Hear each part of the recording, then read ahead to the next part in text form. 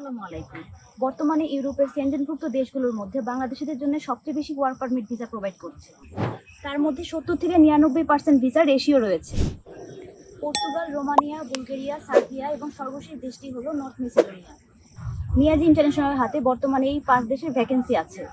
যারা আগ্রহী আছেন তারা আমাদের অফিসে ভিজিট করুন অথবা কল দিয়ে আমাদের সাথে যোগাযোগ করুন। এখন আলোচনা করব কোন দেশগুলো থেকে আবেদন করলে ইউরোপের এই ৫টি দেশের ভিসা সহজেই পেয়ে যাবেন। বাংলাদেশ থেকে পর্তুগালে D1 ক্যাটাগরির ভিসায় আবেদন করতে পারেন। আপনি যদি ইন্ডিয়ার মেডিকেল এবং ডাবল এন্ট্রি ভিসা করতে পারেন তাহলে সহজেই পর্তুগালে D1 ভিসায় যেতে পারবেন। এছাড়া কাতার এবং সিঙ্গাপুর থেকে সহজেই পর্তুগালে D1 ভিসা এবং জব সিকার ভিসায় আবেদন করতে পারবেন।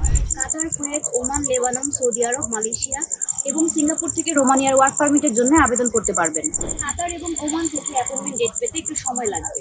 বাকি দেশগুলোতে ওয়ার্ক পারমিট ইস্যু হলে খুব তাড়াতাড়ি আপনি অ্যাপয়েন্টমেন্ট ডেট পেয়ে যাবেন। যারা দুবাই, সৌদি আরব, কাতার এবং কুয়েত অবস্থান করেন তারা বুলগেরিয়ার D1 ক্যাটাগরির ওয়ার্ক পারমিটের জন্য আবেদন করতে পারেন।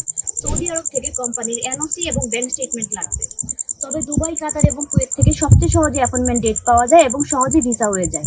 বর্তমান সময়ে হ্যাসেল মুক্ত ভিসা করা যায় শুধুমাত্র সার্বিয়ায়। এক কথায় আপনি ঘরে বসে সার্বিয়ার ভিসা করতে পারবেন। যদিও সময় বেশি লাগবে, তারপরও কোনো প্রকার ঝামেলা ছাড়া বাংলাদেশ থেকে সার্বিয়ার জন্য আবেদন করতে পারবেন। তবে মিডল ইস্টের দেশগুলো থেকেও সার্বিয়ার জন্য আবেদন করতে পারবেন। অল্প সময়ের মধ্যে যাদের চিন্তা ধারণা শুধু ইউরোপে ঢোকার এবং কম বাজেট, তারাই নর্থ মেসিডোনিয়ার জন্য আবেদন করতে পারেন। নর্থ মেসিডোনিয়ার জন্য পুলিশ ক্লিয়ারেন্স প্রথমেই দরকার হয়।